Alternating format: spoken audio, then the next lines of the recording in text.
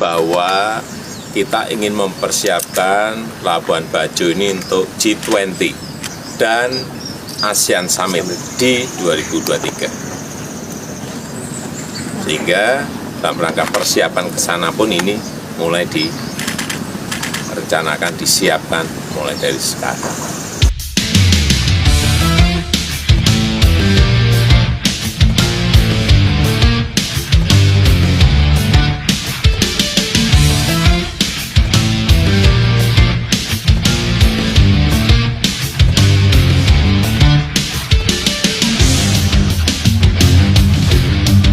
Indonesia akan didapuk menjadi presidensi G20 pada 2022. Rencananya, tongkat estafet presidensi G20 akan diserahkan Perdana Menteri Italia kepada Presiden RI Joko Widodo pada KTT G20 di Roma, Italia pada 30 hingga 31 Oktober 2021.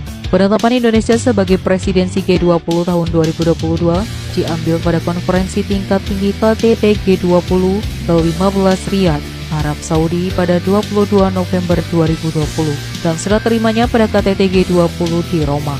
Kelompok apa sebenarnya G20? Mungkin banyak yang bertanya berkaitan dengan G20. G20 atau kelompok 20 adalah forum antar pemerintah yang terdiri dari 19 negara dan Uni Eropa.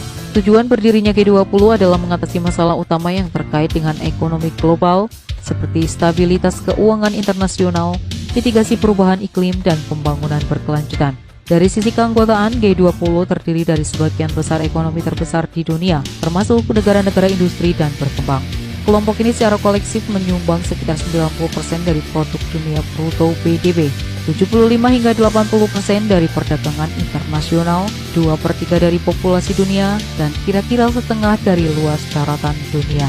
G20 didirikan pada 1999 sebagai tanggapan atas beberapa krisis ekonomi dunia. Sejak 2008, kelompok tersebut bersidang setidaknya sekali setahun, dengan pertemuan puncak yang melibatkan kepala pemerintahan atau negara anggota, menteri keuangan, menteri luar negeri, dan pejabat tinggi lainnya. Khusus Uni Eropa, keanggotanya diwakili oleh Komisi Eropa dan Bank Sentral Eropa. Selain itu, organisasi internasional dan organisasi non-pemerintah diundang untuk menghadiri KTT. Bahkan, kepesertaan mereka bersifat permanen. Berkaitan dengan terpilihnya Indonesia sebagai presidensi G20 pada 2022, Presiden Joko Widodo akan menghadiri penutupan G20 di Roma pada 30 hingga 31 Oktober 2021. Di Roma, Presiden Joko Widodo akan menerima secara resmi penyerahan tongkat estafet presidensi G20 dari PNI Italia kepada Indonesia. Sejak forum ini dibentuk pada 1999, tongkat estafet presidensi ini merupakan kali pertama akan diterima oleh Indonesia.